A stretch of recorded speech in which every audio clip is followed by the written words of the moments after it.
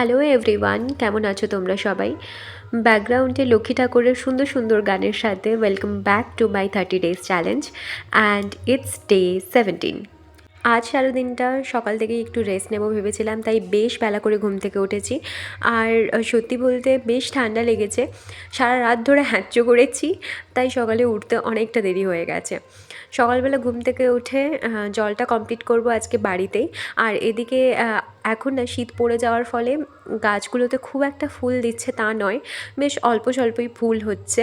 ফুলের ক্রাইসিস দেখা দিচ্ছে বলতে পারো পুজোর সময়, কিন্তু ওই কয়েকটা চিরাচরিত গাছে ফুল হচ্ছে, যেমন এই পার্পল হার্ট, এতে কিন্তু প্রত্যেক দিনই একটা করে ফুল হচ্ছে।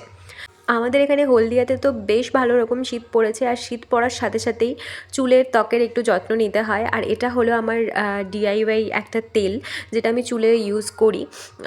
বেসিক্যালি শীতকালটাতে বেশি ইউজ করি, কারণ ড্যান্ড্রফের সমস্যা হয়ে যায় না হলে। তো ওটাই আজকে ইউজ করেছি, রোদ্দুরে বসে চুলটা শুকিয়েছি। আর ওই যে মাঝখানে দেখে নিলে আমার ফার্স্ট মিল ছিল ওটা।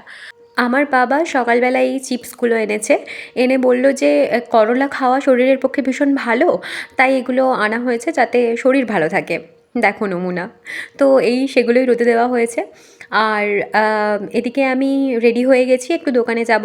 সকাল থেকে কোনো প্ল্যানিং ছিল না, তারপর আমারও ইচ্ছে ছিল এবং ভাইও যখন বলল যে চল, তখন রেডি হয়ে গেছি। ওদিকে ছোটো ভাই স্কুল থেকে বাড়ি ফিরলো, আর আমি একটু ঢং টং করে রেডি হয়ে গেলাম দোকানে যাওয়ার জন্য।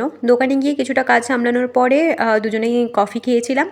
তারপর ওই অ্যারাউন্ড 7:30টার মতন বাজে, তখন আমি আর ভাই দুজনেই বাড়ি ফিরে এসেছি। আজকের আর সেরকম কিছুই ক্যাপচার করা হয়নি। তারপর ওই ডিনার কমপ্লিট করেছি, একটা গল্প বই একটু পড়েছিলাম। চলো আজকের মতো আসি, কাল আবার দেখা হচ্ছে, এলাম।